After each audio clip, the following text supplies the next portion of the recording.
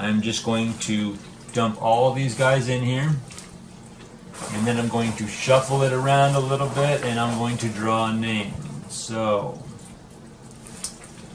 we have a name, and it is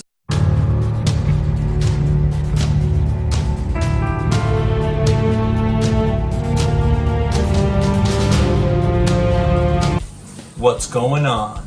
Creepy and the Banter Boys coming at you from my house. So Captain Pugsley and I wanted to say thank you all for the 200 subscribers for being subscribed to my channel. And now we're going to get on with this video with some questions and answers followed by my giveaway. So thank you again, and let's get started. Thunderbee grenades, courtesy of Airsoft Master in Buena Park. Thank you guys for all of your support and your help and what you do. That is my store of choice. So if you can reach out to them, Airsoft Master in Buena Park. What we're going to do now is jump right into the questions. So Basset Hound has a couple questions here.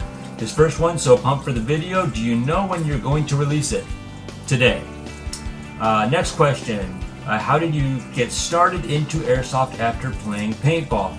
So I used to be a paintball player. I've been playing paintball since 1992, so quite a few years. And one of my buddies started playing Airsoft. We made an agreement that if he went to play paintball with me, I would go play Airsoft with him.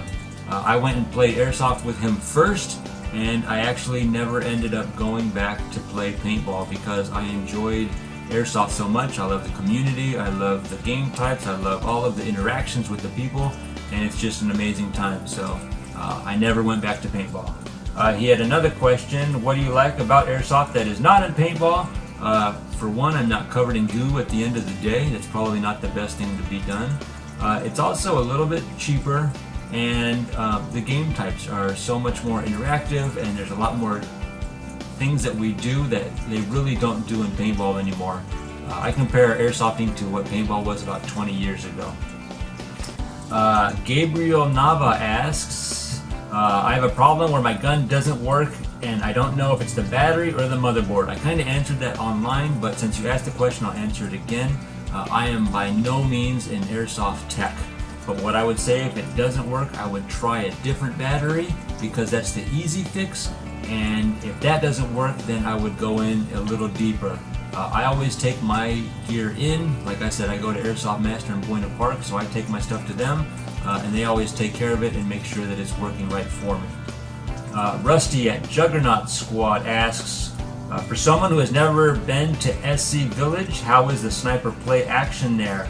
Or is it more up and close battles? Also, do a pros and cons video of your field sometimes. Okay, so the first part of that question, SC Village is definitely good for sniper gameplay. You will have that close quarter also on the same fields. So there are places where snipers can definitely go up on some of the second story buildings or stay back and get some really, really good shots, while other people, if they prefer to play that CQB or closer combat, they can do that as well. So it's actually great for both. As for the pros and cons video of the local fields, that is something I can definitely do, but I will have to take some time to maybe go out there when I'm not playing, so that I'm not trying to do that in between games, because it would be hard to do. But I can definitely talk about how they run things and how they do that.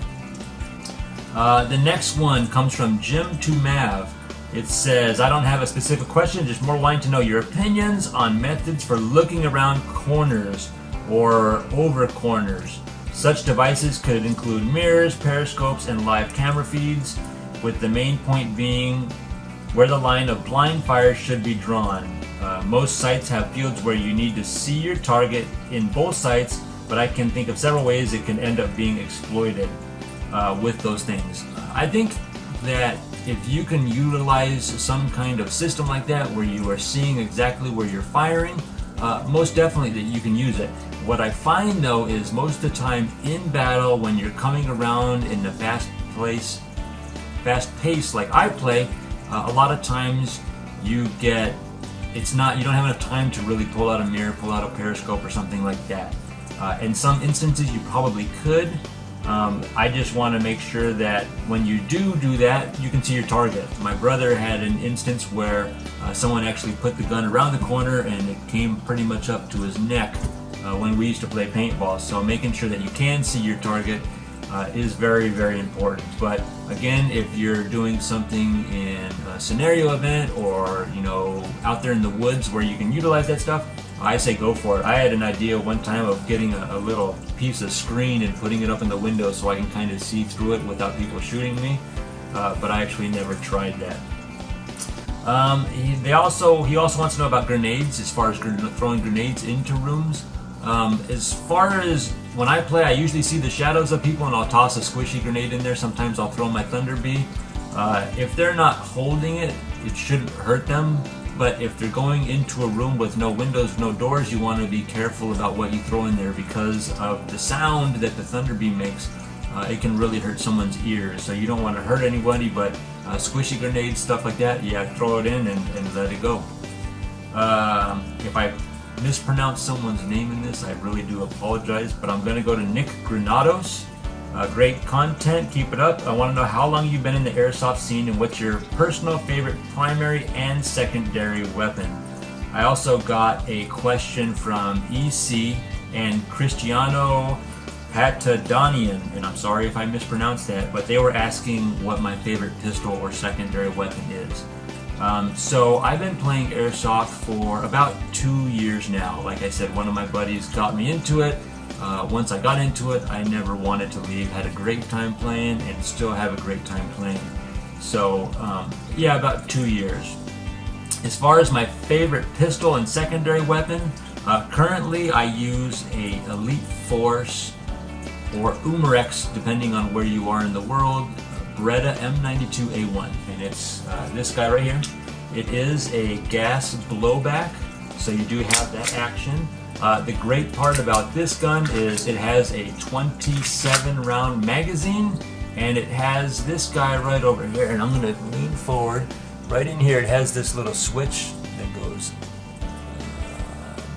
down and up, so right here on the back of this.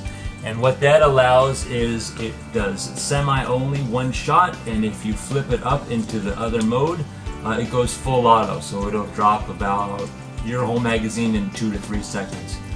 So that is a great feature to have. I know other folks have talked about it in some of their videos in the past, but definitely a fun one.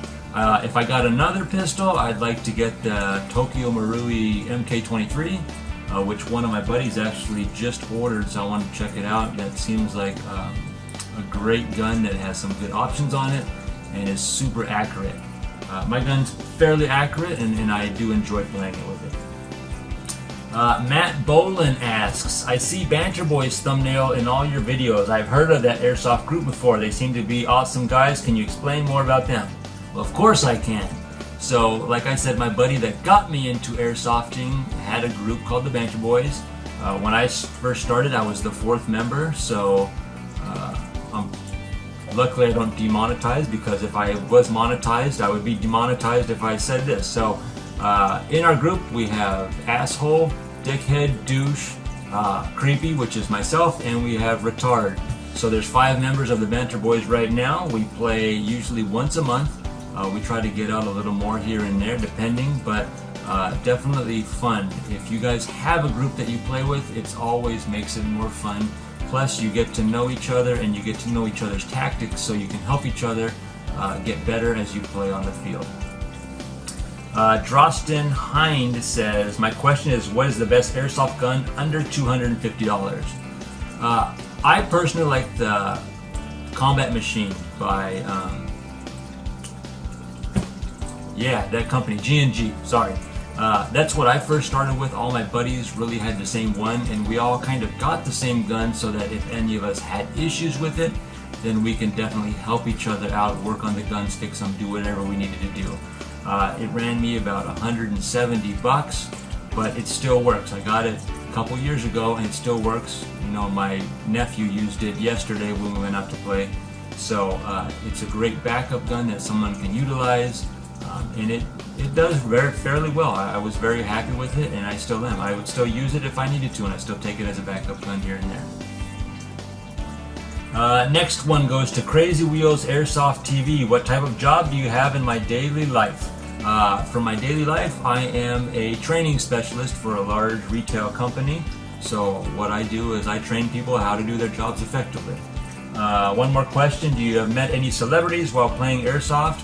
Not really. I think the biggest person that I've played with is Gray Airsoft. I think he has about 1,000 subscribers or something like that.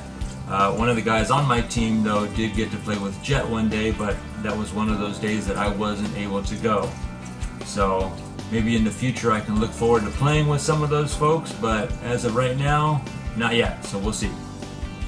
Oh, I do see CQB Russian at the store every once in a while, so I've met him a couple of times, so I guess that's a bigger celebrity too. Jonathan Hill asks, how and why did you start YouTube, and if so, should I try it?